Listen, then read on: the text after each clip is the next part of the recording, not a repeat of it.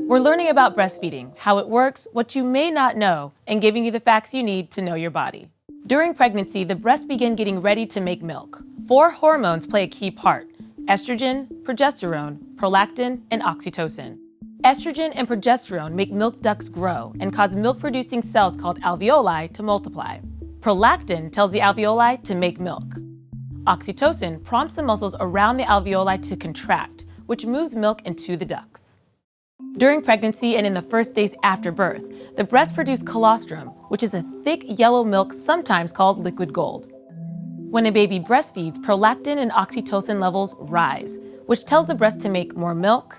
It can have a calming effect on mom and make her feel a strong need to be with her baby.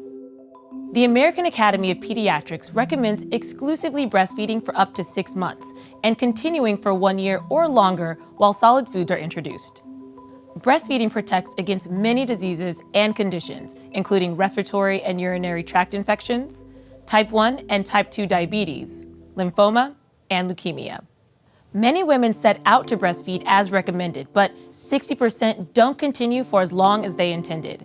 Each mother can have a variety of factors that can influence her ability and choice to breastfeed, like lack of family support, unhelpful hospital practices and policies, problems with lactation and latching, or unsupportive work policies and a lack of parental leave.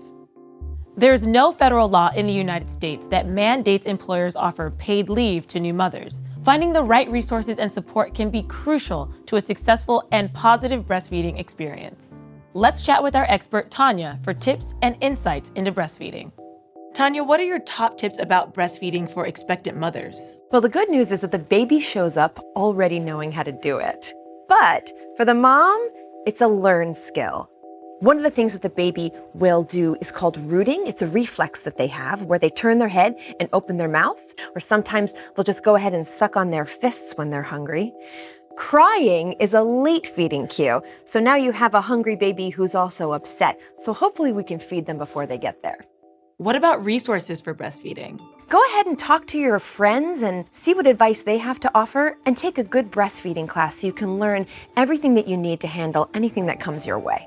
We know there can be obstacles to breastfeeding, from having to go back to work or dealing with low milk supply. So what do you recommend for women who want to keep breastfeeding? Most people know that the system is not really already set up for us, so you're going to have to be your own best advocate. Talk to your boss at your workplace. Let them know that you're going to be pumping every 3 hours because it's supply and demand. Some women, about 10%, despite the fact that they are draining their breasts on a regular basis, just won't have enough milk. And in that case, you're going to want to talk to a lactation consultant. You can find one through the International Lactation Consultants Association, and they will help you with your supply. But in the meantime, feed them formula or donor milk.